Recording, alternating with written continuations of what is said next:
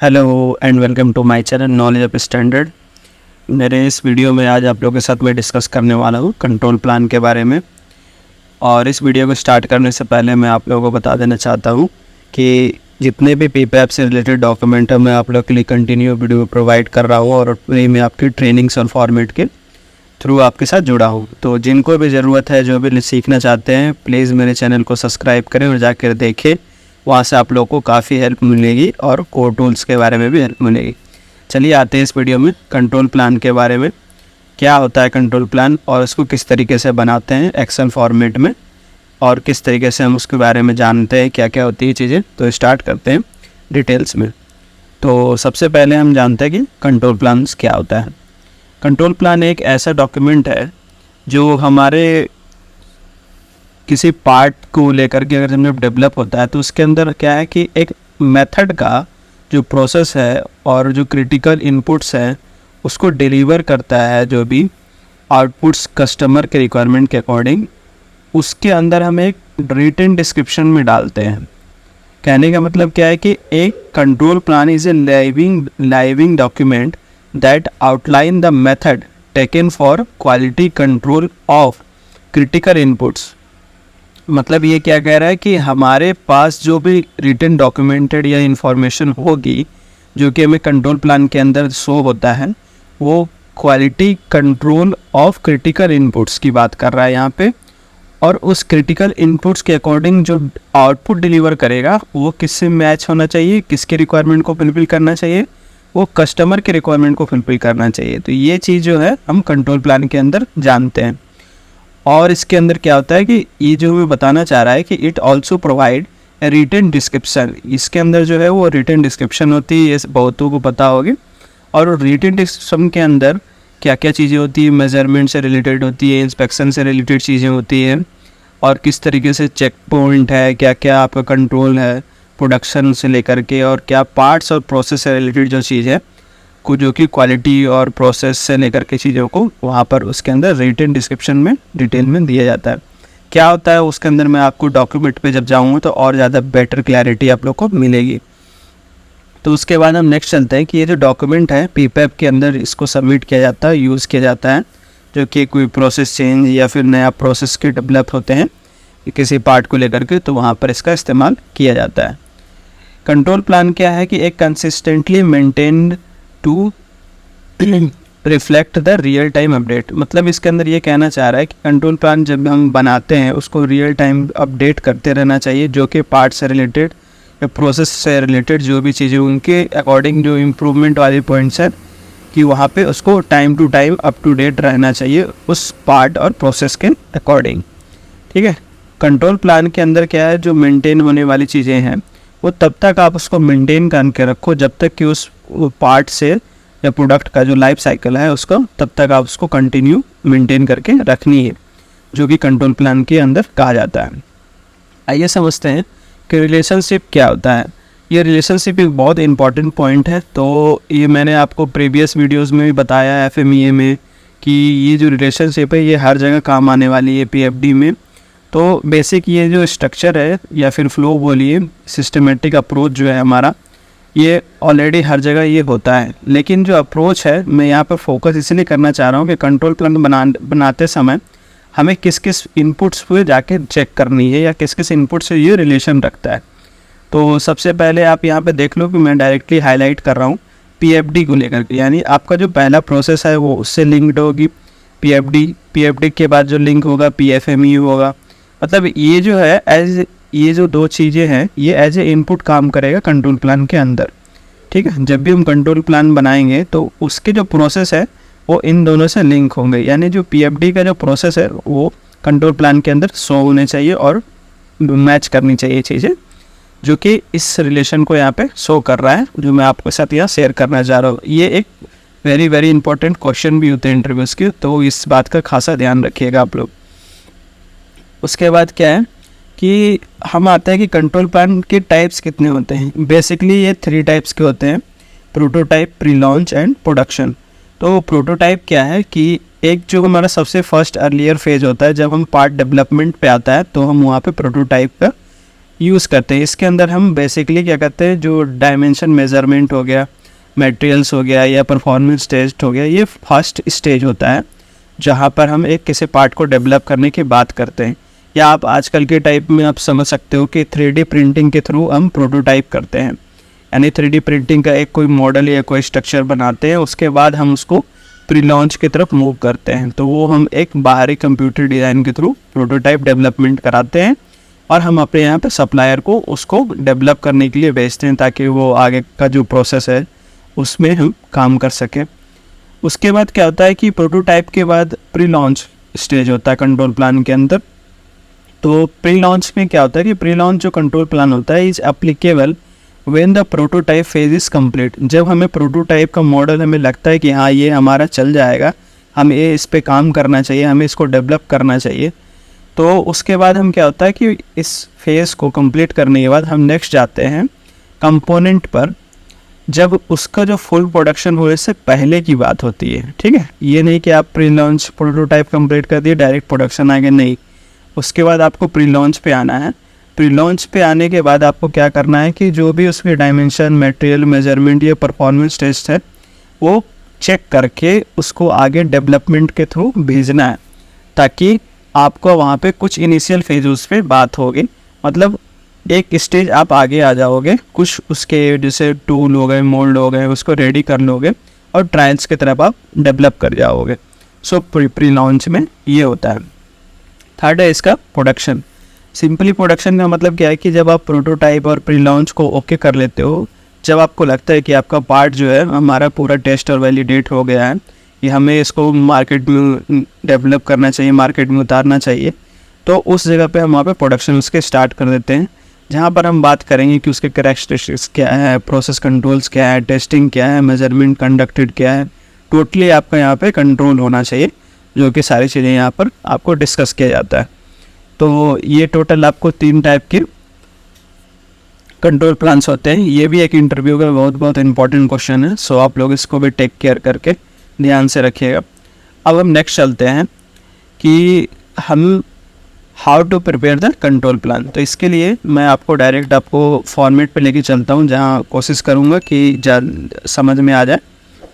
तो स्टार्ट करते हैं इसके फॉर्मेट पे।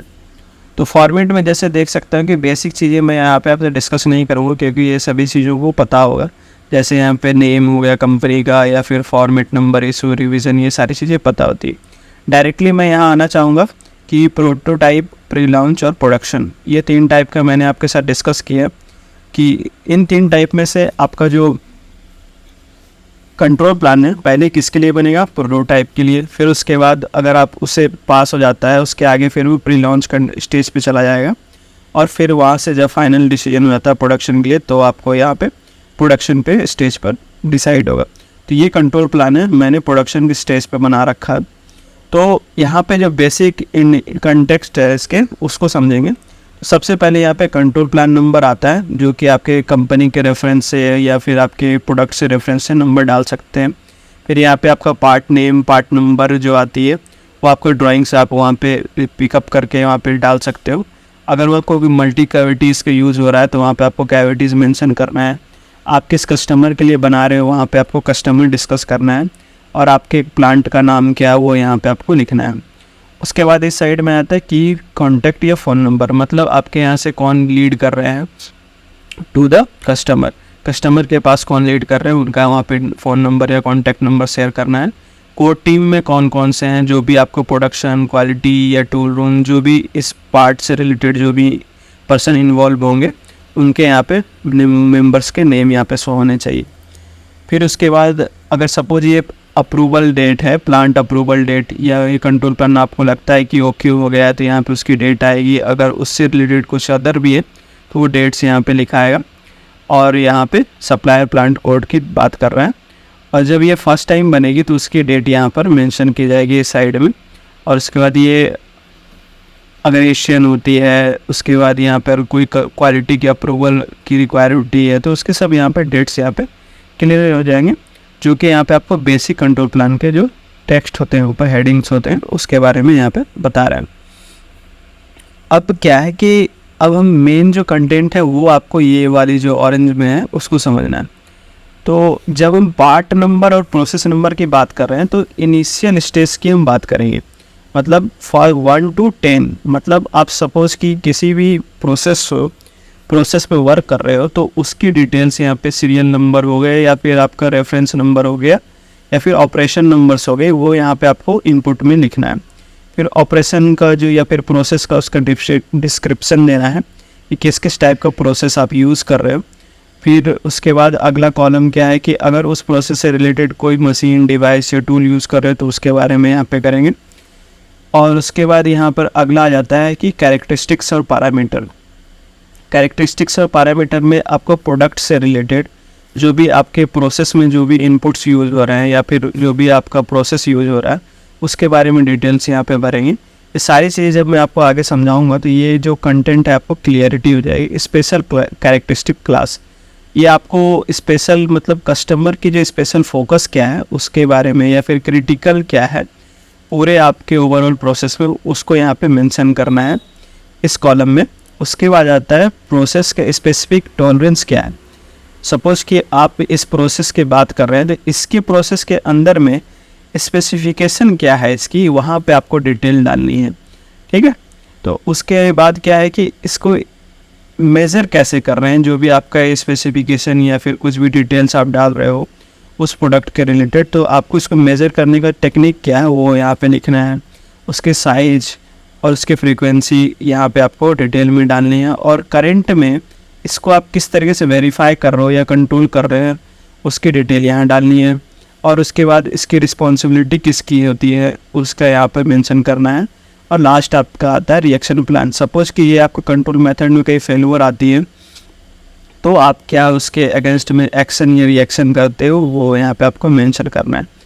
तो सपोज मैं आपको यहाँ पे सबसे पहले ले चलता हूँ कि फर्स्ट प्रोसेस जैसे मैंने यहाँ पे लिया है कि 10 नंबर डाला, हमें लगता है कि हमारा स्टार्ट जो है वो 10 नंबर स्टेज से स्टार्ट होती है, तो मैंने यहाँ पे स्टेज पे स्टार्ट कर दिया। तो अब क्या हो रहा है कि यहाँ पे हम देखेंगे कि सबसे पहले हमारे पास इनकमिंग रॉ मटेरियल एज़ पर मैंने PFD इसको उठाया है, तो आप लोग उसका ध्यान रखना कि PFD का आपको यहाँ पे मैच करना चाहिए सारे जो प्रोसेस है।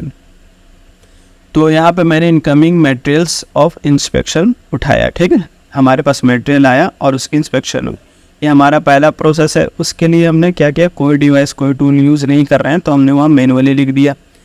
उसके बाद हम यहाँ पे इसके कैरेक्टरिस्टिक्स की बात करेंगे, तो इसके अंदर क्या क्या हम यूज़ कर रहे हैं, किन किन चीज़ों को पैरामीटर्स को चेक कर रहे हैं या हमारा प्रोसेस क्या है उसके बारे में। जैसे हम सबसे पहले इसके अंदर करते हैं नंबर ऑफ़ बैग्स कितने हमारे पास आए हैं, कौन सा मटेरियल यूज़ हो रहा है, मटेरियल की कैटेगरी क्या है, कलर क्या है, कंडीशन क्या है मटेरियल्स की, वो 5 चीज़ों पे हमारे यहाँ होता है।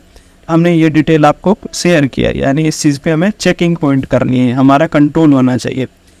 और इसके इंटरनल प्रोसेस मतलब इसके अकॉर्डिंग हमारे पास क्या है कि यहाँ जब आप प्रोसेस को समझेंगे कि तो हमें यहाँ क्या करना है, समझने वाली बात है कि इसके लिए हमारा प्रोसेस क्या है, कोई भी नहीं है, क्योंकि ये हमारा आउटसोर्स मटेरियल है, हम इसके लिए कोई प्रोसेस नहीं करते हैं, तो इसीलिए मैंने यहाँ पे खाली छोड़ा हुआ है, ठीक है।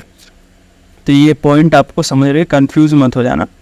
अब इसके बाद हमारा ये जो 4 पॉइंट हम यहाँ पे चेक कर रहे हैं, इन चारों पॉइंट में हमारा स्पेशल कैरेक्टरिस्टिक क्लास क्या है। तो मतलब हमें लगता है कि इस पॉइंट पे फेलियर होने पे हमारा पार्ट क्या है, फेल हो जाएगा, और कस्टमर के लिए भी ये बहुत इंपॉर्टेंट फैक्टर होगा। तो इन चीज़ों का बात का ध्यान रखने के लिए ये जो ट्रायंगल सिंबल हमने दिया है ये यहाँ पे आपको नीचे लेजेंड्स में मैंने समझा रखा है इस जगह पे। तो जब हम ट्रायंगल सिंबल का यूज़ करेंगे तो क्रिटिकल टू क्वालिटी है। अगर हम सर्कल कर रहे हैं किसी प्रोसेस स्टेज पे तो कस्टमर कंप्लेन आ रखी है, ये स्टार दे रहे हैं तो क्रिटिकल टू प्रोसेस है, ये आपके लिए लेजेंड है जो मैं यहाँ पे समझाना चाह रहा हूँ। तो हम इस स्टेज पे क्या, ये हमारे क्वालिटी के लिए वेरी वेरी क्रिटिकल प्रोसेस है इनकमिंग स्टेज पर। तो क्या है उसके अंदर में डिटेल कि इसकी ग्रेड और कलर जो है वो सही होनी चाहिए, और जो कलर है और जो इनकमिंग स्टेज पर वो सही होनी चाहिए, ठीक है। ये 2 पॉइंट हमारे लिए क्रिटिकल हो गए। अब इसको मेज़र कैसे कर रहे हैं, जो अगला स्टेज है इवैल्यूएशन मेजरमेंट टेक्निक, तो इसको हम देख के कर रहे हैं विजुअली, और इसको हम कर रहे हैं कि अगर सपोज कि कुछ और भी इसके अंदर विजुअल या डायमेंशन उस तरीके से चेक कर रहे हैं। अब नेक्स्ट क्या जाता है कि इसके सैंपल की बात हो रही है। सैंपल में हम किस तरीके से चेक कर रहे हैं, as per sampling plan check कर रहे हैं कि आपके यहाँ कुछ सैम्पलिंग प्लान बनी हुई है कि आपको कितने क्वांटिटी पे मटेरियल आती है या नंबर्स पे आती है, तो उसके कितने पार्ट्स आप चेक करोगे, वो चीज़ यहाँ पे सैम्पलिंग प्लान के अंदर होती है। तो उस जगह पे यहाँ पर आप सैंपल के थ्रू चलोगे और उसकी फ्रीक्वेंसी क्या है चेक करने की, तो वो यहाँ पे दी हुई है कि सपोज जब भी मटेरियल आया एज पर सैम्पलिंग प्लान हमने उसको चेक किया और हर एक लॉट की फ्रीक्वेंसी पे, मतलब जब भी नया लॉट आएगा हमें चेक करना ही करना है, यहाँ उसकी फ्रीक्वेंसी होगी। उसको कंट्रोल क्या है हमारे लिए, मतलब हम इसको वेरीफाई कैसे कर रहे हैं कि ये मटेरियल जो आया है हमारा ओके है या फिर क्या है। तो हमें उसके साथ एक मटेरियल टेस्ट सर्टिफिकेट मिलता है, उसके ग्रेड को हम मैनुअली या विजुअली चेक करते हैं और उसके बाद हम उसके अंदर क्या करते हैं, एक थर्ड पार्टी सोर्स से हम उसको इंस्पेक्शन कराते हैं, रॉ मटेरियल्स के जो पैरामीटर्स होते हैं या फिर जो अंदर की प्रॉपर्टीज़ होती है कि वो सही दे रहे हैं कि नहीं दे रहे हैं। ठीक है, तो ये चीज़ हम कराते हैं। उसके बाद इसकी रिस्पॉन्सिबिलिटी किसकी होती है, एक्यूसी इंजीनियर की होती है। और सपोज कि इस स्टेज पे कोई फेलियर आता है तो यहाँ पे रिजेक्ट किया जाएगा और रिटर्न हो करके आपका परचेज को इन्फॉर्म कर दिया जाता है, ताकि आप इस जगह से वापस रॉ मटेरियल चला जाए और दूसरे स्टेज पे हम स्टार्ट कर दें। तो ये बेसिक चीज़ें यहाँ तक क्लियर हो गई होगी। तो इसी तरीके से हम आगे भी चलते हैं। तो डायरेक्टली मैं इन चीज़ों पे ना जाके आपको डायरेक्ट ले चलता हूँ कि इस 30 पॉइंट पे ये, क्योंकि सेम चीज़ होती है, यहाँ से आपको थोड़ा और बेटर क्लैरिटी मिल जाएगा कि आगे मान लीजिए कि हम इस स्टेज पे पहुँच गए प्री ड्राई ऑफ मटेरियल। तो यहाँ क्या हो रहा है कि जब हमारा थर्ड प्रोसेस आ रहा है कि 30 नंबर जो है pre dry of raw material, मतलब मटेरियल को हमें पहले गर्म करना पड़ता है। तो गर्म करने के बाद उसके बाद हम यहाँ पे मशीन और डिवाइस में देखेंगे, हमने यहाँ लिख रखा है कि हॉपर और डिह्यूमिडिफायर। तो कहना क्या चाह रहा हूँ कि हम इस स्टेज को करने के लिए हम इस मशीन या इक्विपमेंट का यूज़ कर रहे हैं। ठीक है, तो ये यहाँ पर उसको हमने मेंशन करनी है। तो इसको जब हम यूज़ कर रहे हैं तो यूज़ करने के लिए हमारे पास पैरामीटर क्या है, टाइम और टेम्परेचर, दो चीज़ें। तो दो पैरामीटर्स के लिए हम यहाँ पे बात कर रहे हैं, दो पैरामीटर्स पे हम यहाँ पे शो कर दिए। अब इस जगह पे हम इनपुट क्या ले रहे हैं, इनपुट जो मैं आपको बता रहा था कि इसका प्रोसेस में बोल रहा था आपको उस टाइम में कि हमारा प्रोसेस क्या होगा। इस जगह पे प्रोसेस हमारा होगा ऑटो कंट्रोलर, मतलब इस चीज़ का जो इनपुट है ये हमारे लिए ऑटो कंट्रोलर की तरह काम करेगा। ठीक है, अब ये जो स्टेज है ये स्टार बना हुआ है, स्टार बना हुआ है, इसका मतलब हमने यहाँ पे स्पेशल कैरेक्टरिस्टिक्स के क्लास में इसको इनबिल्ड किया है, मेंशन किया है। तो इसका कहने का मतलब क्या है यहाँ पे कि ये जो स्टेज है क्रिटिकल टू प्रोसेस है, मतलब जब ऑपरेशन और हमारा चल रहा है प्रोसेस, ये इस पार्ट के लिए बहुत ही क्रिटिकल स्टेज है। तो इस पे हमें स्पेशली फोकस करके रखना चाहिए और इन चीज़ों पे चेक करके रखना चाहिए। ठीक है, तो सपोज़ कि यहाँ पे हमने इसको मेंशन कर दिया इतने डिग्री टेम्परेचर, इतना टाइम इसके अकॉर्डिंग चलाना है। ठीक है, ये हमारा एक पैरामीटर या स्पेसिफिकेशन हमने यहाँ पे शो कर दिया। उसके बाद हम देख रहे हैं कि यहाँ पे डिजिटली डिस्प्ले और ऑटो टाइमर लिखा हुआ, ये क्या है भाई, ये है हमारा मेजरिंग टेक्निक। तो जब हम इस प्री ड्रायर या हॉपर को जब यूज़ करेंगे तो हमने उसको ऑटोमेटिक कर दिया है, मतलब हमने डिजिटली डिस्प्ले से उसको मेंशन भी कर रहे हैं, चेक भी कर रहे हैं और हमारे पास ऐसा कंट्रोलर लगा है कि यहाँ पे कोई फेलियर होने के चांस नहीं है और ऑटो टाइमर हमें वो बता देगा कि उसको 3 घंटे में ही वो कट हो जाएगा। ठीक है, इसके साइज और फ्रीक्वेंसी, मतलब यहाँ मैंने 100% इसलिए लिख रखा है कि हमें जितने भी raw materials use pre dry करने हैं उसको पूरी तरीके से करनी है, किसी को थोड़ा या कम ज़्यादा करके नहीं करनी, इसीलिए मैंने यहाँ पे 100% कर रखा है। ये आप अपने अकॉर्डिंग कर सकते हो, ऐसा नहीं है कि एकदम से फ्रीज कर दी गई चीज़ें हैं। तो इतना जब हो जाता है तो उसके अंदर हम और चेक करते हैं कि सपोज़ कि कोई फेलियर ना हो, उसके लिए हमें कैसे पता चलेगा। कंट्रोल मेथड में हमने वहाँ पे एक हूटर और सेंसर ऑटोमेटिक फिट कर रखी है कि इस चीज़ को कंप्लीशन होने के बाद मतलब हमें पता चल जाएगा कि वो जो हमने रॉ मटेरियल प्री ड्राई के लिए लगाया है वो हमें ऑटोमेटिक अलार्म दे देगा कि वो हमारा हो चुका है। मतलब हमने जितना 110 डिग्री पे गर्म करनी है 3 घंटे के लिए, वो हमें हूटर से अलार्म दे देगा कि ये आपका ओके हो गया, आप इसको नेक्स्ट प्रोसेस के लिए ले जा सकते हैं। इसकी रिस्पॉन्सिबिलिटी ऑपरेटर और प्रोडक्शन शिफ्ट इंचार्ज की होती है। तो यहाँ पे आपको मेंशन करना है कंट्रोल प्लान के अंदर और उसके बाद इसी तरह से इसका कोई फेल्यूर आता है तो आप सुपरवाइज़र या फिर मेंटेनेंस इंचार्ज को इन्फॉर्म कर सकते हो। तो ये चीज़ें अगर बैठूँगा डिस्कस करने तो काफ़ी लंबा चला जाएगा। तो इसी तरीके से ये पूरा कंट्रोल प्लान बना हुआ है। सो आप लोगों को अगर कोई भी डिस्कस करना हो पॉइंट तो कमेंट में बताइएगा। और नीचे अमेंडमेंट का डिटेल्स है कि अगर किसी स्टेज पे अगर कोई चेंज आती है तो उसका रीज़न, उसका डेट या रिवीजन, तो और सारी चीज़ें यहाँ पे डिटेल में आपको भरनी होती है। इसके अंदर और कुछ भी नहीं है। अगर आप लोग को किसी को ये फॉर्मेट चाहिए होगा तो आप लोग प्लीज़ कमेंट में मेल आईडी दीजिएगा, मैं ये शेयर कर दूँगा। सो अगर वीडियो सही लगी हो, समझ में आया हो तो आप लोग से रिक्वेस्ट है लाइक शेयर सब्सक्राइब करें। Thank you.